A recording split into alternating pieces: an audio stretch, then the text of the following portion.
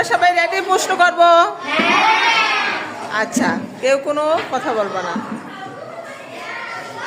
এই তুমি বলো, আমাদের জাতীয় ফলের নাম কি? কাঁঠাল, রাইট অ্যান্সার। আমাদের জাতীয় পাখির নাম কি? ধন্যবাদ। আমাদের জাতীয় প্রাণীর নাম কি? আচ্ছা আচ্ছা, হয়েছে, ধন্যবাদ। আচ্ছা, আমাদের জাতীয় মাছের নাম কি? ইলিশ। এরপর আমাদের জাতীয় কবিকে কবিকে কবিকে বলো তো। ওর কথা কি ঠিক আছে? বলো তো, বাংলাদেশের সোনালী আঁশ কাকে বলা হয়? কাকে কাকে কাকে বলো তো। ধন্যবাদ। এটা অনেকেই কিন্তু জানো না।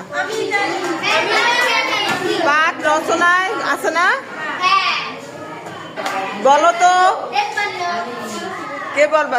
কেউ উচ্চারণ করবে না। তোমাদের বিজ্ঞান কে পড়ায়? টিচারের নাম কি?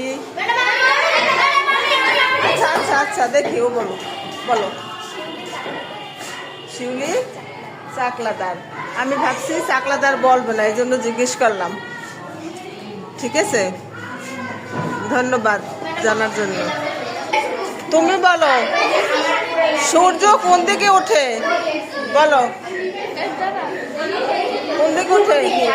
পূর্ব দিকে। কনফিউজ হয়ে গেছো না? আর কোন দিকে অস্ত যায়? সূর্য অস্ত যায় কোন দিকে? পূর্ব দিকে। আচ্ছা, তাহলে কিছু কিছু মেয়েরা এমন আছে যাদের পড়ানোর পরও মরে গেলেও তারা বুঝবে না। সূর্য কোন দিকে ওঠে? পূর্ব দিকে। কিন্তু পিছনে দেখো একজন মেয়ে অস্ত যায় পূর্ব দিকে বললো। ঠিক আছে, পিছনে ওই মেয়েটা কি পড়াশোনা করে? তো ও বাস্তব জীবনই মনে হয় নাই, বুঝছো? এরকম হলে চলবে? এই বাস্তব জীবন দিয়ে যদি না জানো যে কোন দিকে উঠে কোন দিকে অস্ত যায়, তাহলে কি ভাত খাও কোন হাত দিয়ে তাও মনে হয় ভুলে যায়। ডান হাত।